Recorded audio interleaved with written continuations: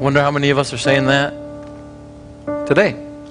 I know it sounds funny to say that, but I've had a lot of conversations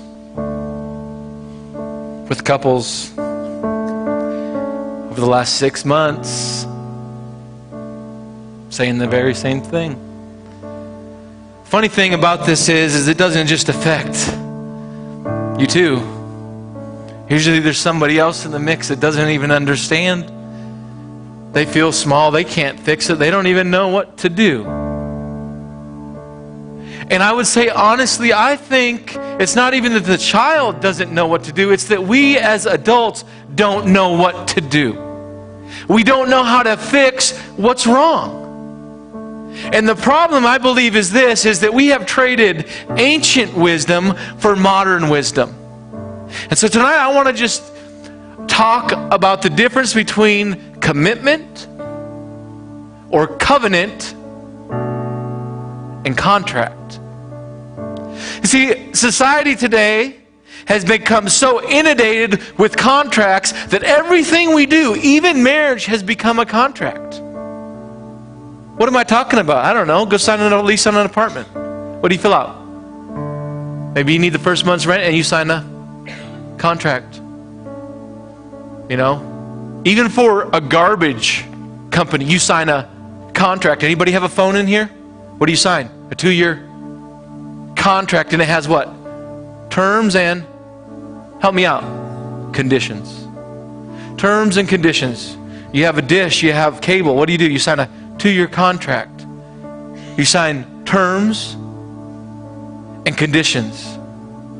But see, this is the problem. We are become so inundated with contracts that we don't understand what God established way before anything else. The first thing that He ever established was a covenant. You see, the word covenant simply means this. It means to cut. To cut. And see, here's what happened when God cut covenant. He actually cut Adam's rib. He cut him open. The Bible says He opened him up. He cut him open. He removed rib and He closed it back. He cut covenant and He made a woman. And He goes on to say, put it up Genesis here. This is where we're going to start here tonight. It tells us what happened, how He created woman. He created woman. It says, so the Lord caused man to fall into a deep sleep. And while he was sleeping, He took out one of man's ribs. Then He closed up the place with the flesh. He healed the covenant. Here we are, verse 22. Then the Lord made a woman from the rib He had taken out of man, and He brought her to the man. The man said, now this is bone of my bone and flesh of my flesh, and she shall be called woman. She shall be called woman, for she was taken out of man. Verse 24. This is why a man leaves his father and mother and is united to his wife, and they become one flesh. Verse 25. Adam and his wife were both naked, and they felt no shame. This is where we're going to start tonight. I want to talk to you tonight about the difference between a contract and a covenant. See, because a contract is very simply put, you outline your rights. Let's think about a contract. I have so many minutes a month. I get so many channels. I'm guaranteed this. These are my rights. In a contract, it's all about protecting your rights and limiting your responsibility. Limiting your responsibility. You are only liable up to, this is why you sign. You read they don't want to be any more liable for anything, so they say read the fine print. How many of you ever really have read the fine print? No, now we just sign it. We don't even know what we're signing anymore. We don't even know what we're signing anymore. And so a contract is this. We protect our rights and we limit our responsibilities, but this is a covenant. A covenant is simply this. We give up our rights and we assume responsibility. See, we have become so accustomed to contracts that we have forgotten, and we don't even realize that when we enter marriage, it's a covenant.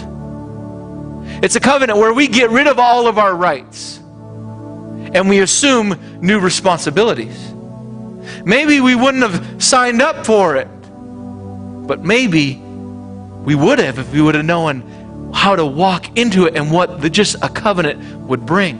See, a covenant is amazing. Because it takes your weaknesses and replaces them with somebody else's strengths. And vice versa. What you couldn't do, the need that you couldn't meet, somebody else did.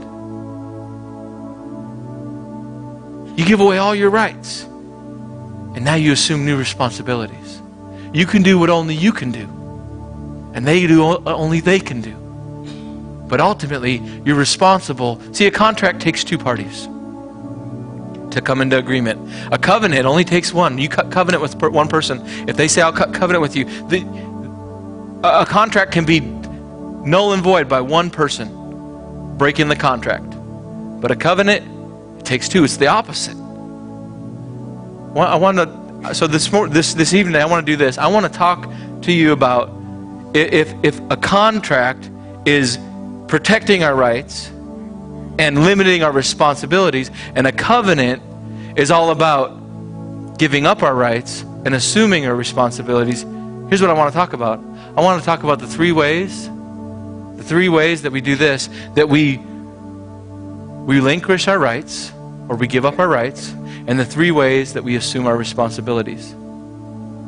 There's three ways. If we understand these things, if we understand what God says about marriage and it being a covenant, I'm just here to just say, we get God results.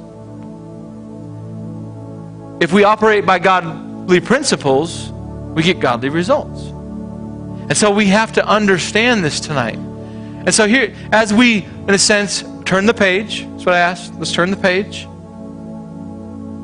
And we see and we listen for ourselves. We're going to see what God is saying to us and what our role is in this covenant relationship, where you bring what you have, they bring what they have, and this candle in the center lights like it couldn't on its own. Just whew. And two become one. And what God joined, nothing could divide. Nothing was ever meant to divide. The only thing that can divide what God has joined is man, and ultimately, always seems to be the two in the relationship. You are the only one that can divide it. There is nobody in this relationship that can divide your relationship except you. It wasn't the bridesmaid, guys, or the ladies. It wasn't the bridesmaid that you found him with the night after the wedding. It wasn't her that divided it. It was you. Okay, Pastor, you kind of are going a little bit too deep right off the bat here. I don't know if I can deal with this. Let me just start off by saying this. Look forward. There's no condemnation if you're hearing something that's from the devil. Doesn't matter what has happened. Doesn't matter what has been done. We don't look to the past. We look forward. We understand that God's plans for us are good, and His plans for us include our future. He's all about wiping away the past. But the only thing that can keep us apart is ourselves. The only thing that can keep us apart from, in a sense, what God established from the beginning to be very good.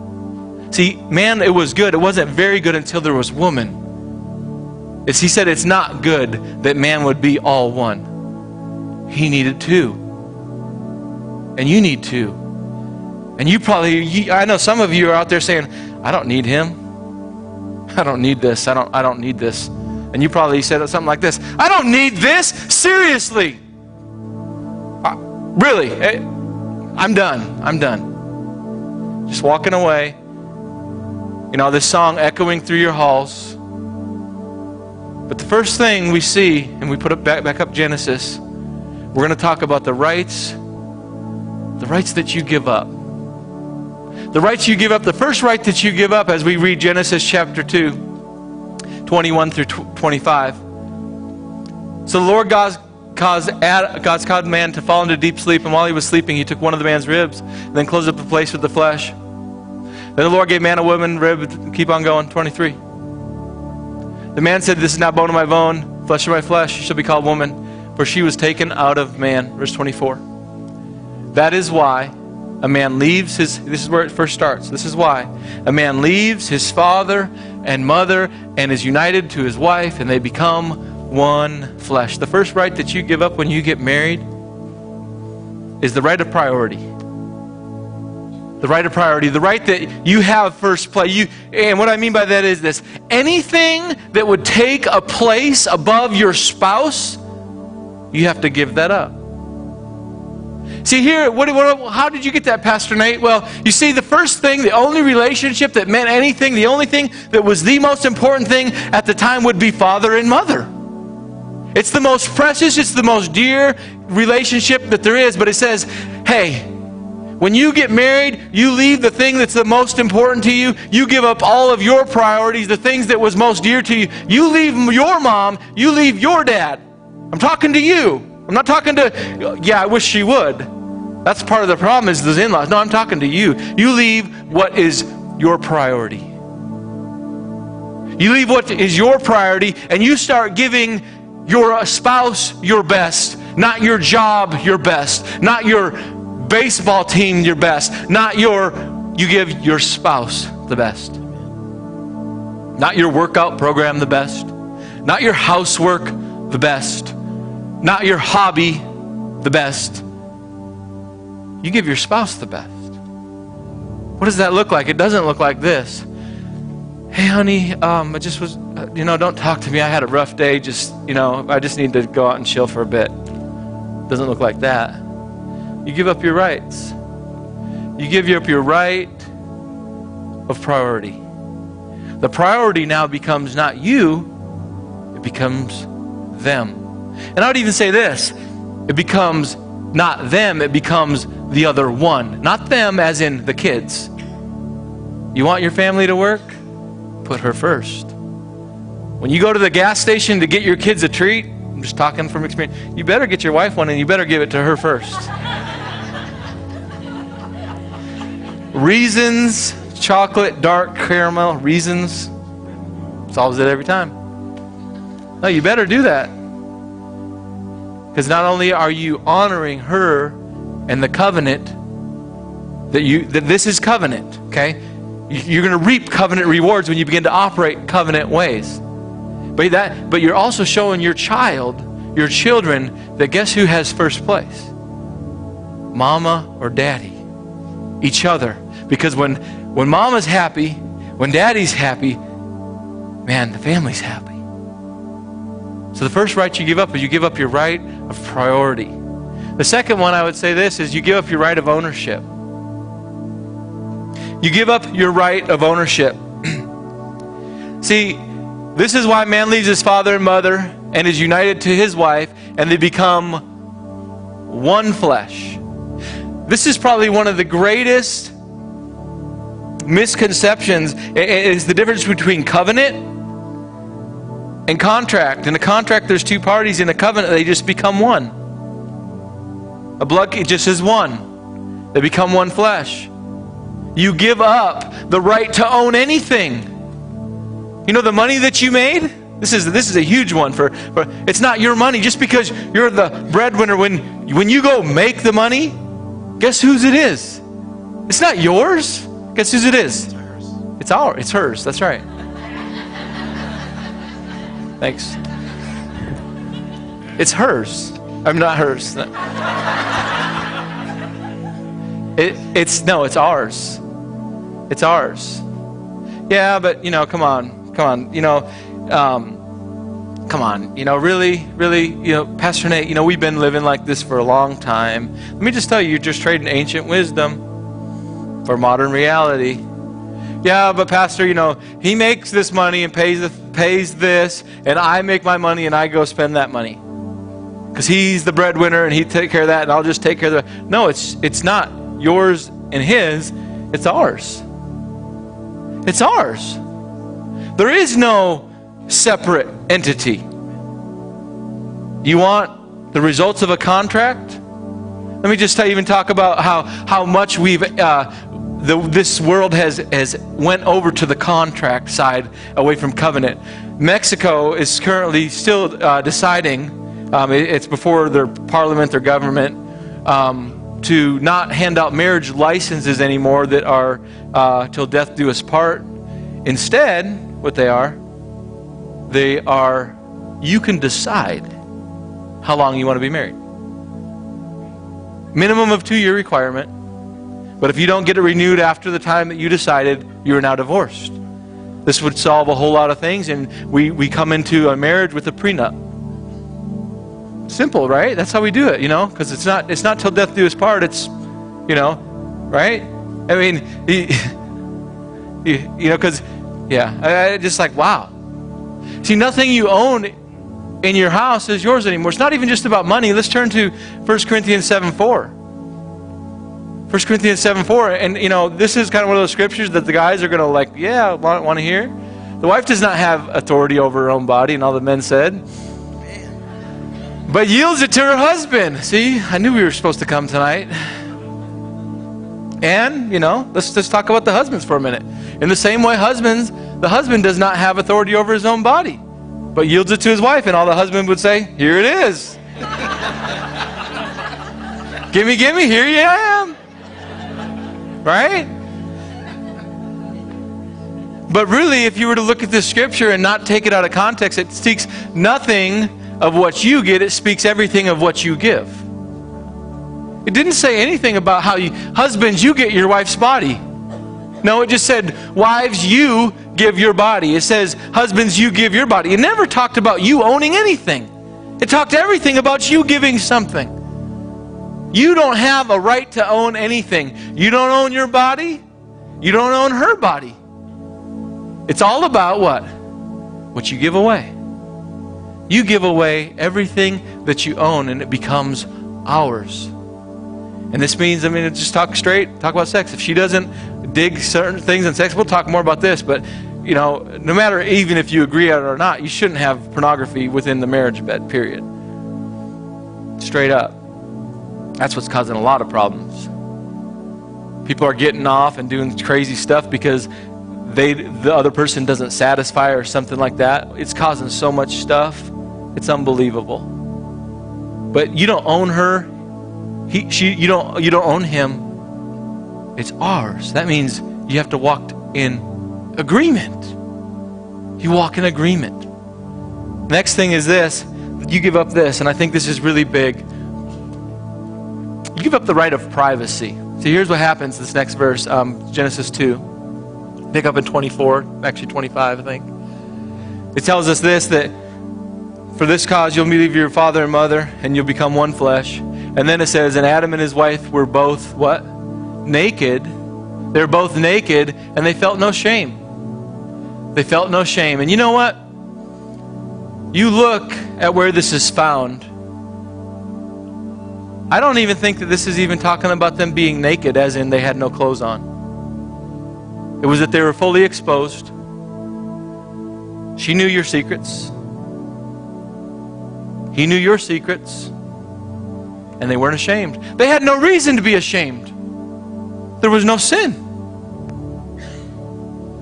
But what if we gave up our right to privacy? What if we gave up our right to privacy when we come together? I'll tell you what, this would be, I would say, one of the number one fixes in marriage today. If you'd give up your right of privacy. Yeah, but because we're still stuck in that contract. If I tell her what I'm dealing with right now, it's over. How could it be over when failure is not an option? Instead of getting the sliver out, we just leave it in there and let it fester until the whole hand falls off or the whole body begins to shut down. And marriages are ruined and destroyed because of the simple fact that people think they have a right to privacy. This is my life. It's not yours. You don't own anything, remember? It's not yours. You have no right to privacy. You give that up when you get married. You shouldn't be ashamed of your body and the fact that you don't look like the people on the magazines that have been photoshopped 300 times. You shouldn't be ashamed that you enjoyed a piece of birthday cake. No, I'm being serious, guys. There are marriages that they can't eat a piece of birthday cake because of fear of what if they gain a little bit, and now he's looking at those other people and she's dealing with that, but she can't tell her husband that because he's going to get upset with her. Oh, come on. Let me just tell you, if you're not sharing secrets, you don't have much of a friendship. You don't have much of a relationship. I'll put this, John 15:15 tells us this. He says, Jesus told him, I no longer call, you're not my servants. I'm not even your master. You know why? Because you're my friends. You know why you're my friends? Because I tell everything. I no longer call you servants because a servant does not know his master's business. Instead, I've called you my friend for everything. Everything that I've learned from my Father, I have made known to who? To you. Everything that's going on, I let you know. If you're struggling, guys, if you both understood that it's not a contract, but it's a covenant, you can say, hey, honey, if we could, this is what's going on. I've been having these, even before you even get to the point of where you're just going downhill and just, crash and burn. But let's just talk about somebody's jacking with you at work. They're just kind of playing the game because they want to play the game. You don't really want to play the game, but they just jumped right in your game. And so now the game is right here. And you say, hey, there's just a lot of stuff going on in my head. People are just trying to do stuff. I can't believe you. Just keep it secret. The longer you keep it secret, the further you got to go to hide it. It just gets bigger. Gets a little bigger. You just grow apart. You have no right to privacy. Seriously, you have no right. The body you have, it's not yours. Who's the priority? It's them. You gave that up. That's covenant talk. That's what he says. Wow. Things would be solved just in those three things, that you would give up some of your rights. Just what could change in a marriage? I challenge you to not only write on this new page, but begin to operate this way and say, honey, he says not to have secrets. Here's what's going on. And failure is not an option. But let's have this dream marriage we talked about. Let's have what God says we can have. Because right now it's not a dream marriage. As a matter of fact, it's a nightmare. Matter of fact, I can't bring you my best at home because I got to hide who I am or who I've become because I couldn't tell you who I am for fear of you getting upset with me. I think about this. I think Malachi chapter 2, and a lot of people use this to bring condemnation on people. God hates divorce. Matthew 2:16. You know why he hates divorce? Because at the moment of their weakest point is when they needed you the most. When they couldn't hold up their end, okay, you just said, oh, I'm leaving. The day they needed you the most. When they were at their weakest, you just said, oh, I'm leaving. Kick. Guys, we have no rights. We have no rights. If we realize that we don't have rights, we relinquished our rights. We haven't protected our responsibilities. Instead, we've assumed more responsibility. This is what the Bible says. You know what the Bible also says? Let's just talk. It's not all bad. It's awesome that your wife would be the wife of your youth. That means he's talking to somebody that's old, still satisfies you and brings you joy and desire, and that you are mesmerized and just so wow at her love. How could she love me even though those secrets? Because she gave up her rights. Aren't you thankful for the Lord loving us that way? That this is the thing. He says he's the only one that could talk like this to us. Because he gave up all of what he had. Told us every secret. Next thing I want to talk about tonight is this. I think it's really important. And I think the best place to look at this is how in the New Testament where Jesus talks about the church. There's two accounts I think that that tell us all about our responsibilities, and it's found in Ephesians 5. And 1 Peter kind of mirrors the same thing, but Ephesians 5:22 through 33, we're going to read it and then we're going to talk to it.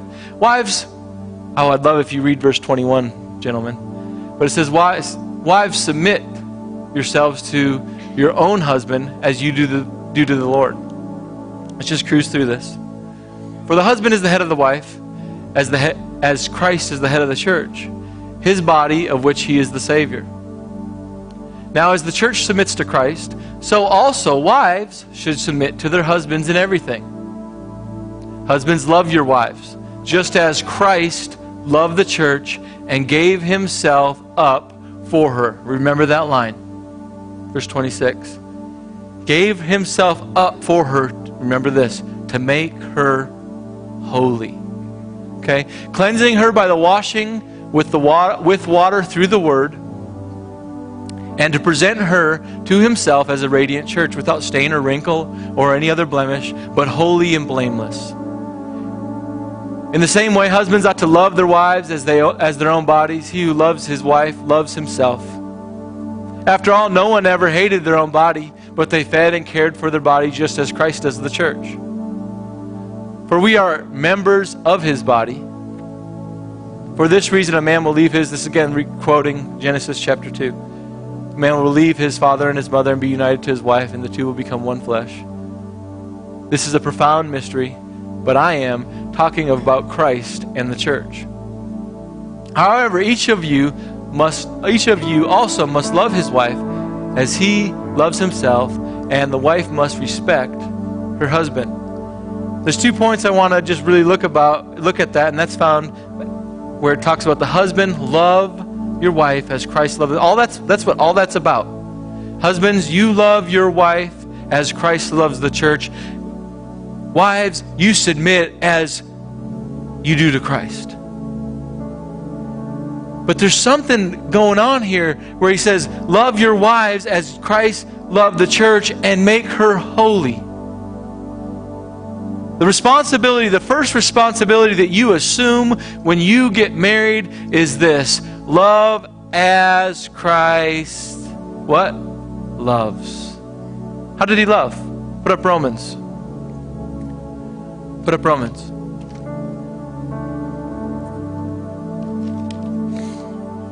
Romans 5:8, actually you don't even have it, but it says, how did Christ love us? While we were yet, what?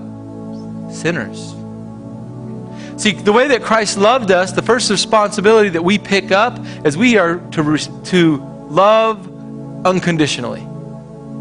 That's our first responsibility. We pick up this responsibility to love as Christ loved while we were yet sinners. Unconditional. See, because it's easy to love when there's chocolates and flowers. It's easy to love when everything's going right and you're having sex every night, 3 times, 5 times, 12 times a day, whatever you think is great. You can set a record tonight. It's easy to love in that time. What about when they're not lovely? What about when they're not lovely? You know, I think one of the craziest things that we do is we read these vows. Put up that vow sheet. And if you have it for the screen, it says, like, here's just an example.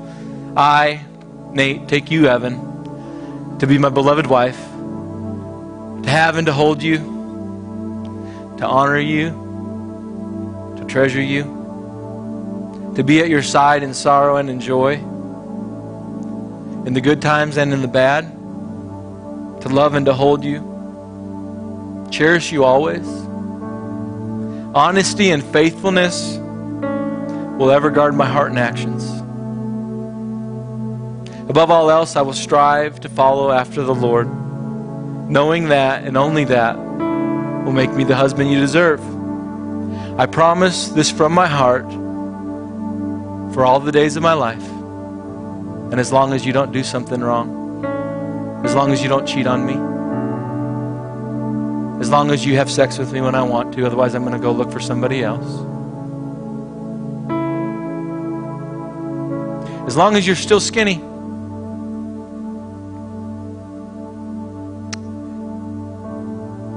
Really, what are the conditions? You know, I think we should just start adding them in the ceremony. When I go to marry you, say, hey, all right, here's our vows. Is there anything you wanted to add into the conditions? Until death do us part, or for all the days of my life, or if I catch you with my bridesmaid, or I catch you with your old boyfriend, or you don't listen to me, or you stop going to church. There's one. And all of a sudden honor just drops off. No, unconditional love. He said until death do us part. So you know what that means? You can kill your husband or wife, but you can't divorce them. Not really. Not really. But the first responsibility that you assume is unconditional love. Aren't you thankful that we have a Lord? The only reason he could say this is because this is how he loved us. So he remained faithful when we were unfaithful.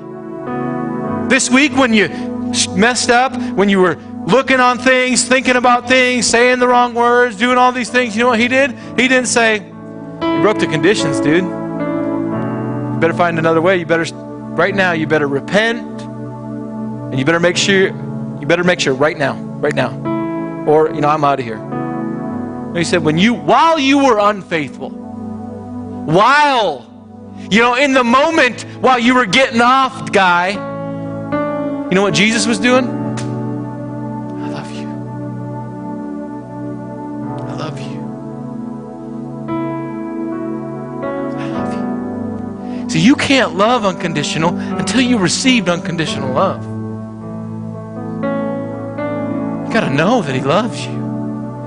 The only reason he can say this to you is because this is how he acts toward you. While you were being unfaithful, he remained in that position that says this: I love you. I'll never leave you. I laid my life down for you.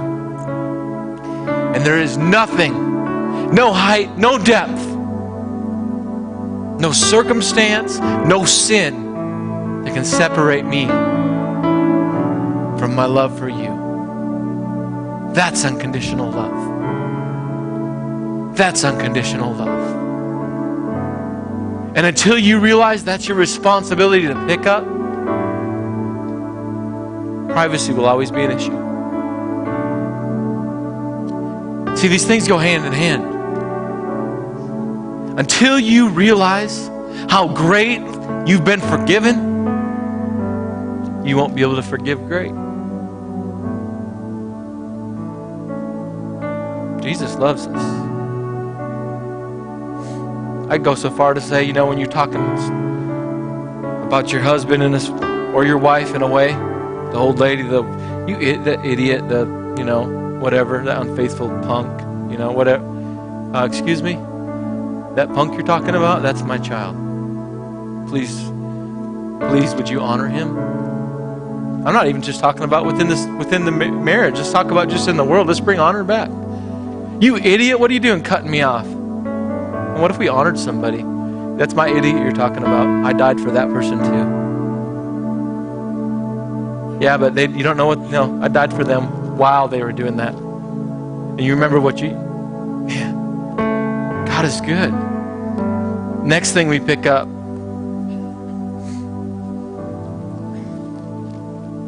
And I'm going to put back up Ephesians, I think Ephesians 5:26, where it says, you make her holy. See, it's only when you love unconditionally that you can start to make her holy. And the second thing that you pick up, and I'm just talking to both people, but I'm going to talk to it out of Ephesians for the gentleman to the woman, but then I'm going to go to 1 Peter and I'm going to talk to the women about how to make the husband holy. And what I'd say that the responsibility you assume a responsibility to honor respectfully? What if we started honoring respectfully? Here you see it says, our responsibility as gentlemen is to make her holy. What does that mean? It doesn't mean to make her perfect. Holy simply means this, to be set apart as special. Your job, gentlemen, is to set your wife apart and make her special. How do you do that? You celebrate her. You make her special. See, here's what happens when we begin to make her special.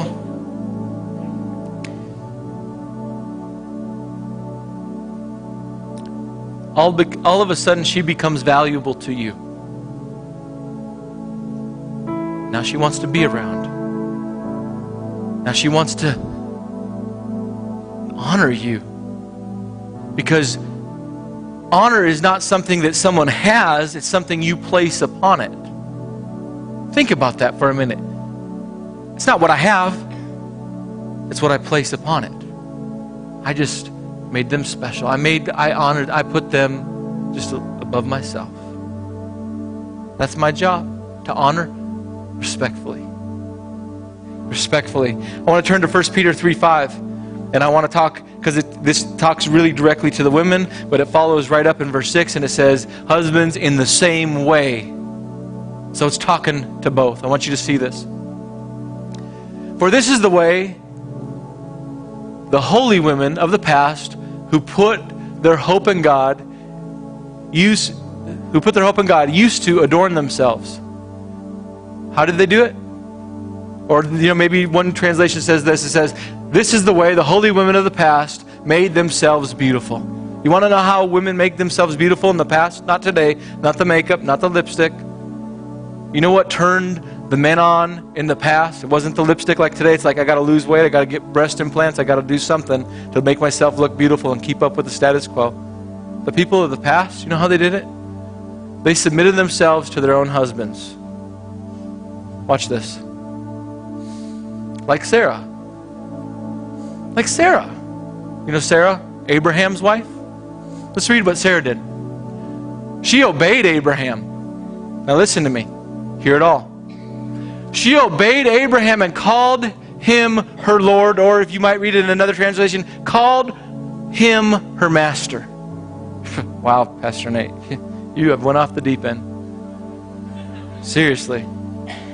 You think I'm going to call him master? I don't think so. You think I'm going to call him Lord? So what are you talking? Really?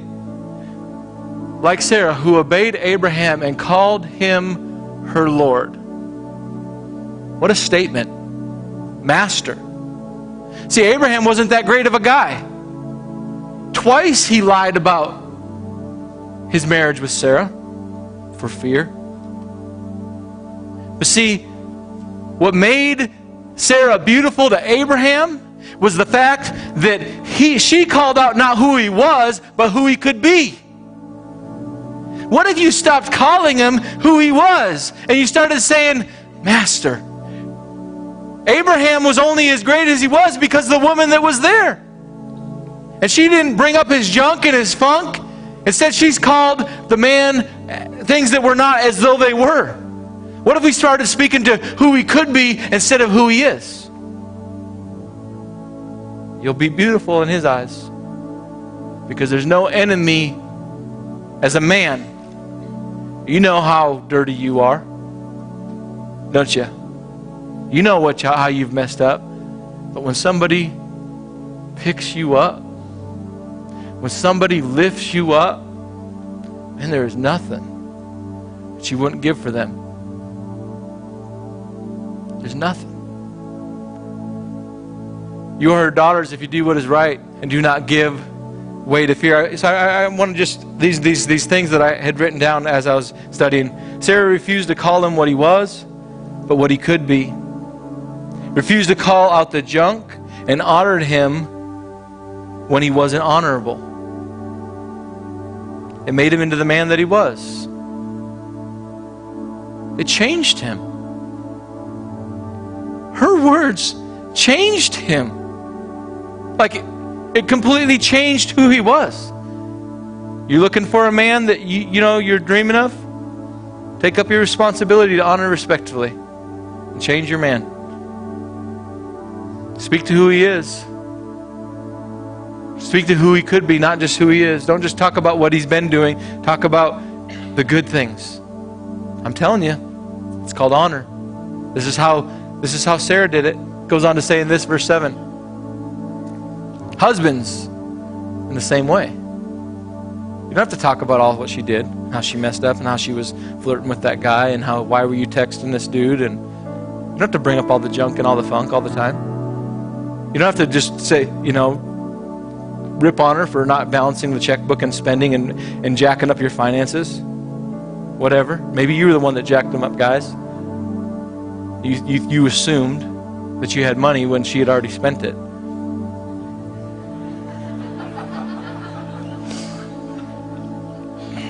Right? But what if we didn't talk down to her? What if we didn't talk down to each other? What if we talked up? What if we called her great? What if we called him great and we didn't talk about all their junk, all their shortcomings, and how, man, she is the worst driver ever. Are you serious? She drove up on top of a vehicle with my vehicle. Are you serious? I mean, why did we do that? It's dishonoring. It's dishonoring. It's dishonoring. And see, what if we started to honor? Because see, our honor is doing something. It says this: treat them in the same way. Consider as you live with your wife, and treat them with respect as the weaker vessel. What does that mean, the weaker vessel? Yeah, everybody knows that you're a tough guy and you could beat the crap out of her. Come on. Stop using that. Don't intimidate her. You're just being stupid. That's for somebody. Just stop that. You want to fight? Come on. Let's pick on a guy. And we'll see what you have, really. Don't intimidate her like that. That's so wrong. I don't know. That's for somebody. Stop doing that. Stop it. She's not just the weaker vessel as in how strong she is. It's that weaker vessel. You look that up. The weaker vessel is talking about that china, that crystal, that vase that is so valuable that you pick it up. You don't even want to get the door. Can you get that door? Can you get that door? My wife's coming through. Here. Let me get that door for you. Here. Shut the door. Put her in there. You good? All right. Run back around. Yeah, but come on, man. What are all my friends going to think? Being a man doesn't have to do with you having male parts. It has to do with what you do. What are they going to think? Doesn't matter. You're in a covenant. You got some responsibilities. And it's called honor. And to treat her as the weaker vessel. Yeah, that does mean getting off the couch and going and honoring her. When you honor her, you make yourself beautiful. Just as when she honors you, she makes herself beautiful. You've been waiting for something in the bedroom, guys? Honor her. Treat her like the weaker vessel. You'll be the most beautiful thing. You'll be the thing that is just the object of her affection. You won't be able to keep her off of you. Just saying. That's good preaching. Good job, Pastor Nate. All right. But treat her as the weaker vessel, as the weaker partner, and as heirs with you of the grace of this life. See, I love that line. Heirs together. In other words, you receive the grace. You receive what God has designed for your life. How? Together. See, God's best is His grace. God's best, the face of grace is Jesus. God's best given to you is only going to be found together. If you want God's best, failure is not an option.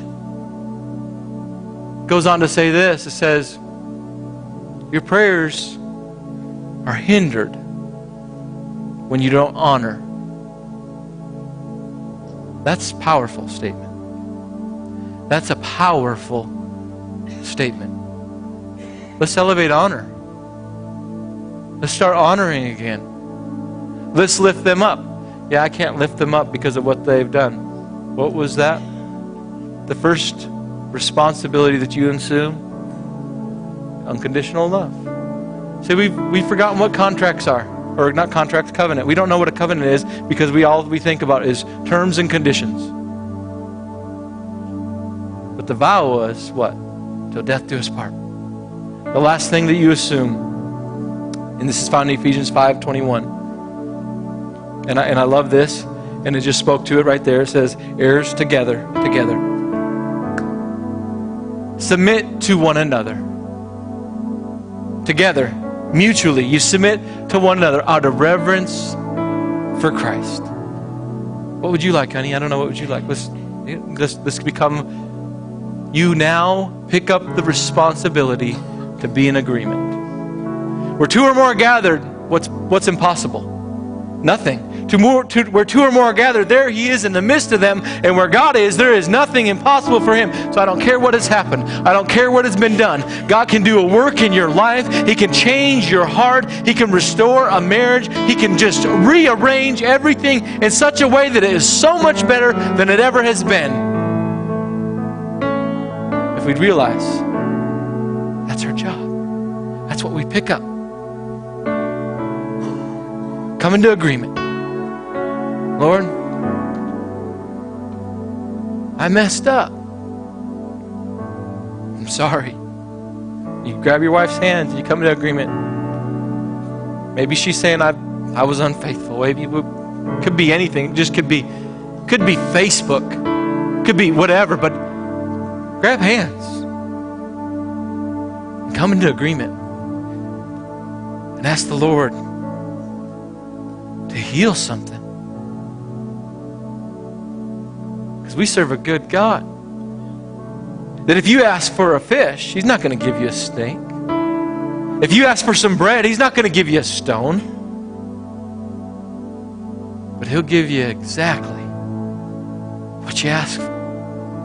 What are you asking for tonight? Are you asking for God's best? Are you asking for His help and saying failure is not an option? Or are you stuck in the terms and conditions of yesterday? How do you want it to end? Happily ever after? Those are always the best movies. Let's bow our heads and close our eyes. Thank you, Lord. You know, it's pointless to work on relationships here on this earth if we haven't worked on a relationship with the Lord. What do I mean by that? I just had this in my heart tonight. I wrote some vows. Not to your spouse right now, but to the Lord. And I think sometimes we got to realize that you can't do it on your own. But you got to bring yourself underneath the Lord's headship and receive His love to ever start walking down the path of restoration.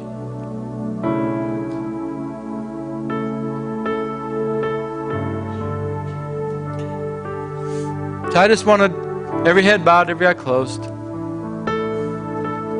know, tonight, if you've been doing marriage, doing life, doing family with your strength, and you haven't been submitted, you haven't brought yourself under the Lord, I want to just take a moment tonight to welcome God into our marriage, into our family, into our home. And it's by a simple prayer. I'm going to call it a vow. So if you would like to welcome Jesus into your home tonight, if you'd like to welcome Him into your marriage in a way that you would say, I want to make a covenant with God where I relinquish my rights and I assume some responsibilities. I want to covenant with God tonight and bring Him in my marriage, bring Him into my home. I just ask you just to pray this prayer with me. Yeah, it's going to be giving your heart to the Lord. But it's going to be more than that. It's going to be giving him your home. It's going to be giving him your yeses, your nos. So if the Lord's tugging on your heart tonight to give him that place, I would say, pray this prayer. Give him first place. Do it loud and clear. If that's you tonight, be bold about it and just pray it loud. Just repeat these words after me. God, thank you. Thank you for Jesus. Thank you that he paid the way for me. Thank you for your unconditional love. Today I receive it. Today I enter covenant with you. I make you the Lord of my life. I make you the Lord of my family. I make you the Lord of my marriage. Forgive me for going my own way. Today, make me new. With all my heart, I will serve you. I give you first place in my life until the end of my days. In Jesus' name, amen. Can we stand tonight? You know, something I had in my heart. Words are powerful. Had this in my heart to do, and some of you are here without your spouse. But we made up some vows. If you have the vows, I don't know if you have them for the screen. I was told we did. But we have some vows. And I thought a great way to turn the page is to reaffirm what you said with the knowledge you now have of what a covenant is, and realizing that marriage is a covenant, it's not a contract. And if you would like to do that, we have, right here on the front of the stage, we have some, I guess they're bags. They have breath mints to help you out, guys. And they got 24 karat rings. We set you up fat, guys, for the ladies. Ring pops.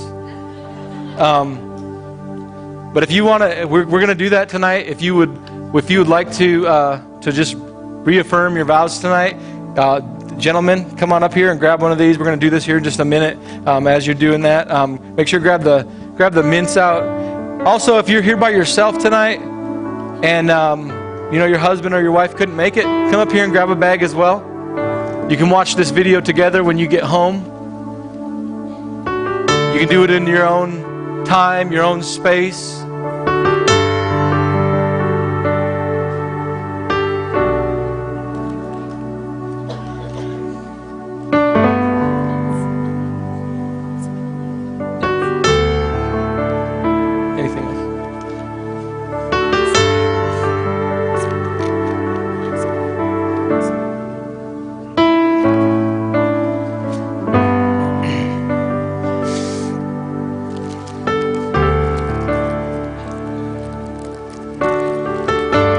Don't forget to put those mints in your mouth quick.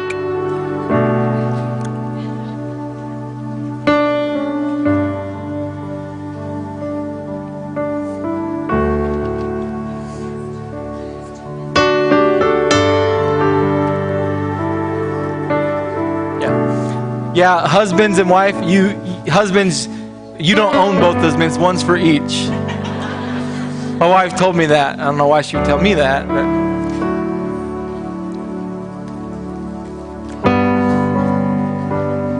covenants are powerful.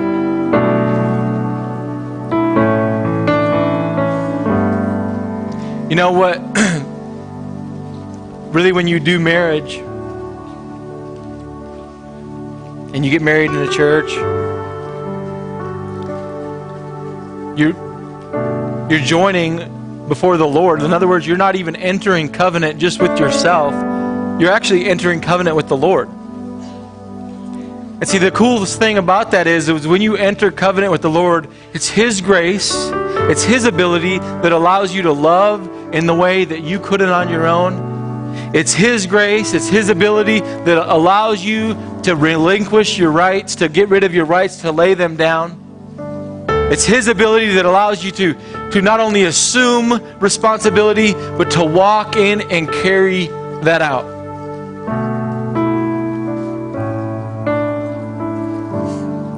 I know it's kind of dark in here. You can see the vows up here. I want you to see what we're going to be reading. You know, as we do this, when I say talk to the husbands, I'll say I, you know, and you're going to repeat that after me with that blank. That means you put your name. And then take you put your wife's name.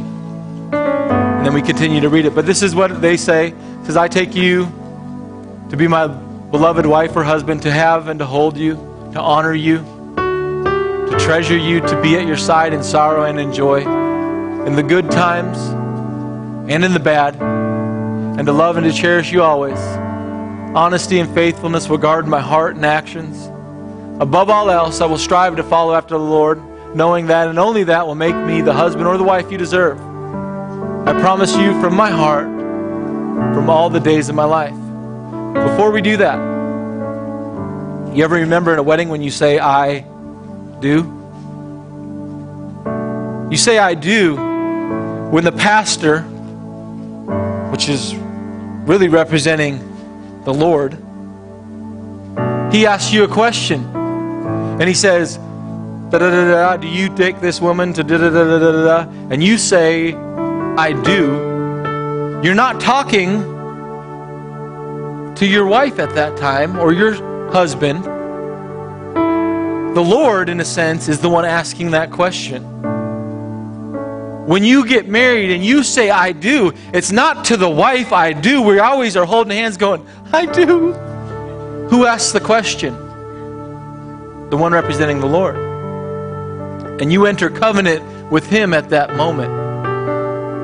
So husbands, turn towards your wives.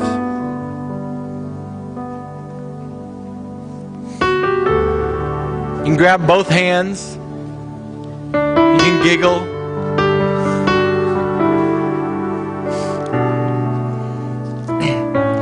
Tonight we're here to reaffirm your covenant of marriage. We're here to reaffirm your covenant of marriage. Husbands, take your bride by the hands.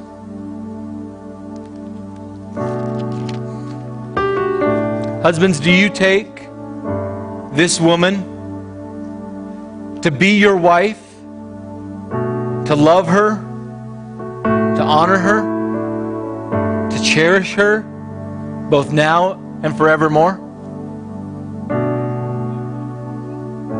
You're making that promise to the Lord. If you do, take that ring pop.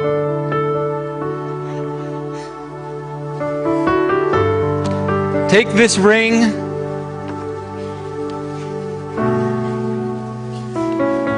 It's kind of like trying to get that ring from the groomsmen. It's like, where's it at? It's in that wrapping. I know it's here somewhere. By the way, husbands, the ring pop is for the women. You get the keychain thing. So do this. Take that ring, and while you're placing it on her finger, put it on her finger. As you put it on her finger, say these words to her. I. See, you guys didn't get it. We're going to start on. Sorry, it's only customary, ladies, to start with the men. Otherwise, they would have, So let's try this again, guys. Say, as you're placing this ring on her finger, say, I take you to be my beloved wife, to have and to hold you, to honor you, to treasure you, to be at your side, both in sorrow and in joy,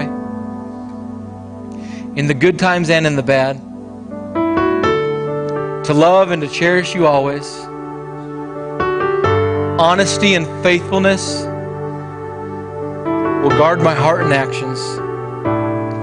Above all else, I will strive to follow after the Lord,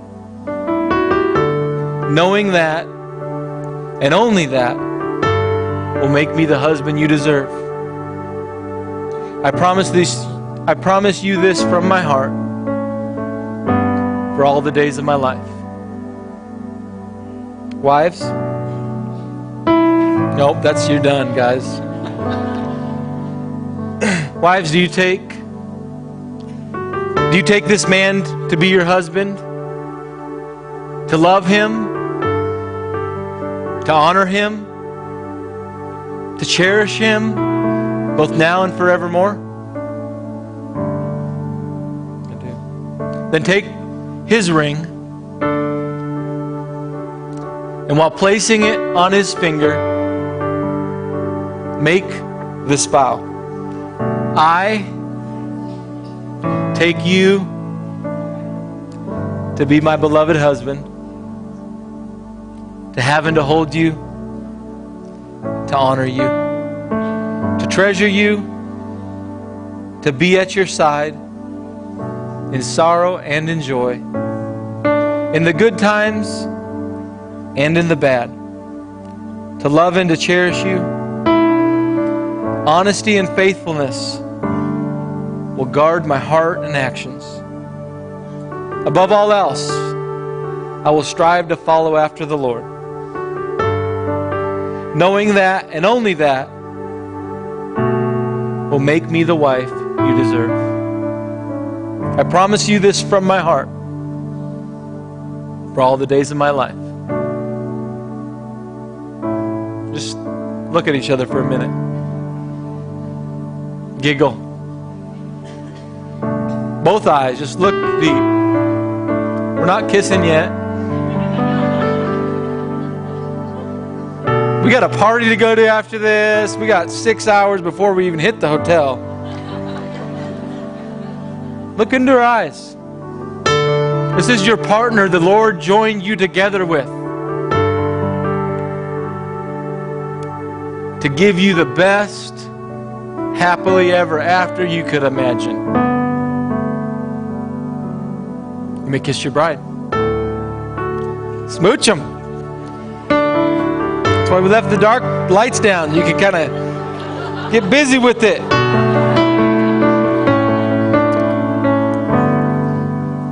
We let tongue in this church. We are a church that Pentecostal. Other tongues. Woo! Come on, fire! Cloven tongues. All right. Why don't you sit down real quick? We're just gonna, as we're dismissed, I need to remind you of a couple things. Your words are powerful. As you turn that new page and you invited God in, don't be surprised to see certain feelings begin to come. Feelings of excitement to be back with them. Guys, would you call her tomorrow? Would you text her and let her know that you're thinking about her? This week, every day. Wives, would you do the same? Would you do something to let him know, to honor him, to lift him up? Would you do something? Every week through this marriage series, we have a challenge. And as you go out tonight, these are going to be at the door. This is the challenge. Don't leave without this. The challenge is this: celebrate the wife, and this is the scripture that is going to basically initiate every challenge, so you know that we're not getting off and getting weird. Celebrate the wife of your youth. This is Proverbs 5:18. Celebrate the wife of your youth. Let her breast satisfy you always. May you always be captivated by her love. It's a powerful verse. Here's why. When you celebrate your wife, she'll desire to satisfy you, but then ultimately, you will be captivated by her love. You won't be looking for something else. You'll be captivated by it. That's one of the greatest problems, it seems like, in marriage today. It's the infidelity. And it's because we're always looking for something else. And the problem is because we haven't lifted them high enough yet. Lift them a little higher so you can see under that dress. Come on now, we're married. This is marriage. We're talking to married couples here. Let's be real. And here's the challenge. Golly. Remember, here's the challenge this week. This week, remember and recreate the special moments of your wedding night with your spouse Set the mood, get the candles out, get the wedding pictures out, get the music, the rose petals, the chocolates, if you had whipped cream, whatever it was you did. Celebrate and remember. Recreate the special moment of your wedding night. That's your challenge this week. You know, get the kids to bed early, whatever. Do your thing. Just try it. It's a challenge. I double dog dare you. I dare you. Yes, sir. Hey, and here's the challenge if you're not married yet. If you're not married yet. I know we have some people here that are courting or, you know, dating, ready to get married. If you're not married yet, you know, separately, plan your wedding night. Separately. You know, don't be like, oh, we could be doing this. You know, that's the wrong thing to be doing. You tell you. Let's just make sure that works. No. Do it separate. But seriously, guys, think about how you can honor her on that night. You know, one of the greatest ways you can honor her or you can honor him on that night is to save it for that night. Even if you're giving it away already, lock the door, close the gate, and just tell him, the greatest way I can honor you, as much as I love you, as much as I want to be with you now, is to say no to myself, to say no to you. And by me doing that, you know that I have self-control. And not only will my self-control keep me from you, it'll keep me from other women. And when you know that, when we get married, and because I saved myself for you, because I was able to say no to you, and you're my passion, you're my desire, because now you get married and you're walking down and she's in the bikini on the honeymoon, you're not stressing it because you know she's there for you, because you know he's there for you. Greatest thing you can do if you're not married yet. Plan your honeymoon, plan your wedding night. And start by planning the great reveal. The great reveal. I don't care if it's a month away. Let it be a grand opening. Another thing is this. I know we didn't announce this at the beginning. As you guys are dismissed tonight, you got name tags on the way in. The reason why is we want to stick those together. What God joined together, no man should be able to get apart. Stick those together back to back, and then put that in the basket. If you can make 4 out of 5 of these marriage series, we have an amazing, not incentive, but an investment into a marriage, which is a 2-night stay at a loft hotel in Tulsa, $250 spending cash, a goodie basket. I mean, a time for you to get away and just work on your moves. All right? Love you guys. Be blessed. Hey, we'll see you Sunday. Hey, invite somebody to this family series. I'm telling you, here's the deal. This Sunday, we're going to be talking about restoration of families. And until you have gotten rest, you're never going to be restored as a family. So I'm going to teach you what God says about that, the ancient path to see that happen in your life and stop the burnout. We love you guys. We'll see you Sunday.